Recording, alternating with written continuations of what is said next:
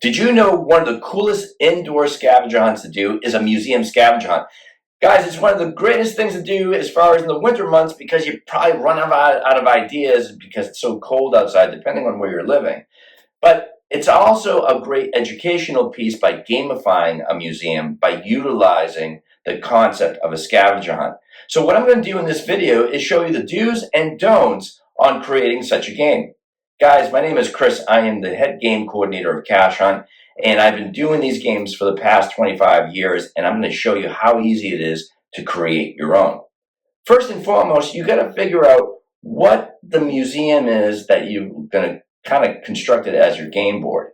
Now, there's such a wide variety of different museums that are out there, but depending on the city or town that you're in, you can choose whatever one that you like because there could be a museum of history, science, music, automobiles, modern art. There's such a wide variety. Once you figure out what that museum is, what you need to do is actually scout it out. This is something that you just cannot go onto an AI software such as ChatGPT and to generate you a list because obviously whatever that museum contains, I don't think that ChatGPT is accurate in regards to real time, especially with the pieces that are in there as well as the exhibition. So what you want to do is well ahead of time is you yourself would go to that museum and start looking around. Obviously have a pen and paper handy. The key thing is that this type of scavenger hunt is trivia based. This is not something that requires the players taking photographs or videos. And the factor of that is because you have to respect the policy and the rules of most of these museums where it kindly asks you no flash photography. So how do you create this? You'll be looking for about 25 at tops 50 different items, and you would go through the whole museum. And whatever item it is that you see, could it be a painting or a statue or actual pieces of a historical items, let's say war items, whatever it is, pick out the more interesting ones and then look at that piece and ask, on that blade, what is inscribed on it? Or in that painting, how many people with red hats are on that? Or who is the statue in such and such a room of this museum? Because with that being said, A, they cannot Google it, and second of all, they have to approach it in order to receive points.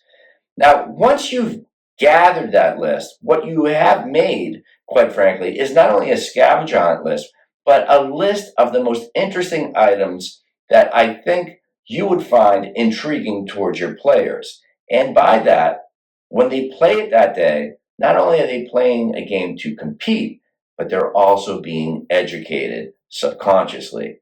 So it's the day of the game. But before that, you have printed out your list.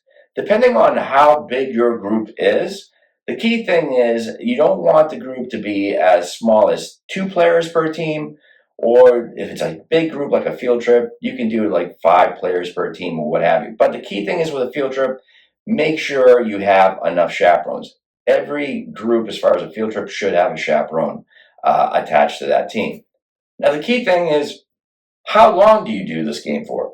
You can do the game as long as 60 minutes or 90 minutes or even 2 hours at max.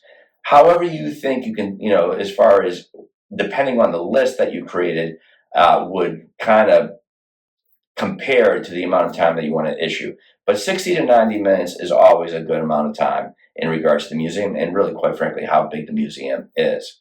Once they're done doing the scavenger hunt, they would then submit the list back to you with their answers. Quite honestly, you'll have the answers there because you had the answers during the time of the scouting. And then right there, pretty much instantaneously, depending on how many people that you have, as a group and how many teams that you have, the tabulation to the results should come rather quickly. Now, in regards to prizes, you can do it as bragging rights, or you can just simply go to a party city and kind of get these little joke prizes out there. It's all about the experience and always about the experience of making the museum a bit three-dimensional.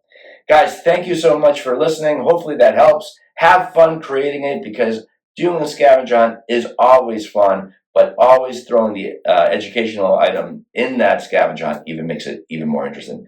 For more information on other ideas on scavenger hunts, just click this image right here. Thanks so much, guys. Talk to you soon.